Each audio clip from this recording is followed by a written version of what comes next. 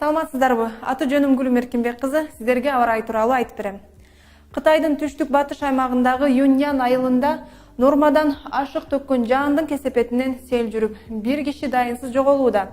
Эскерте кетсек, Юньян айылында жаан-чачын 2 күн токтобой жааган. Жыйынтыгында сел жүрүп, ондогон турак жайлары жараксыз абалда калып, 7 киши жаракат алды. Мына ушундай аба ырайынын начарлыгы ар кандай кырсыктарга алып келет. Ошондуктан 11 каналында сиздерди алдын ала аба ырайынан кабардар кылып турабыз. Анда эртең Борбор Азия өлкөлөрү боюнча кандай аба ырайы күтүлөт? Кененирээк таанышып алыңыздар. Кытайдан баштасак, эртең Ак Суу шаарында кечке жуук жаан жаашы күтүлүүдө. Ал эми Казакстанга жакын жайгашкан Үрүмчү шаарында күн жылмайып турат. Абанын температурасы 30 градуска жылуу болмокчу.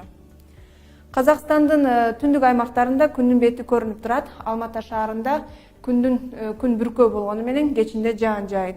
Ал эми Өзбекстандын көпчүлүк аймактарында күн ачык болгону менен Кыргызстанга жакын турган Фергана өрөөнүндө жаан менен кошо чагылган да жүрөт. Ал эми Түркмөнстанда аба ырайы туруктуу. Тажикстанда кайра эле жаандуу күндөр башталды.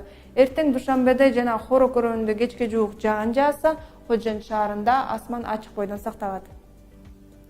Кыргызстанда 21 сентябрда түнкүсүн жаан-чачын күтүлбөйт. Күндүз айрым жерлерде жаан жаап, күн күңкүрөшү, тоолуу райондордо кар жаашы ыктымал. 22 сентябрда түнкүсүн Ысык көл, Нарын областарынын айрым жерлеринде өткүн өтүп, күн күңкүрөп, бийик тоолуу райондордо кар жаайт. Калган аймактарда жаан-чачын күтүлбөйт. Күндүз да так ушундай. Батыштан соккон шамалдын ылдамдыгы секундасына 4-9 метрге чейин жетет. Аба ырайы тууралуу кабарым ушул болду. Кайрадан 11 каналынан көрүшкөнчө.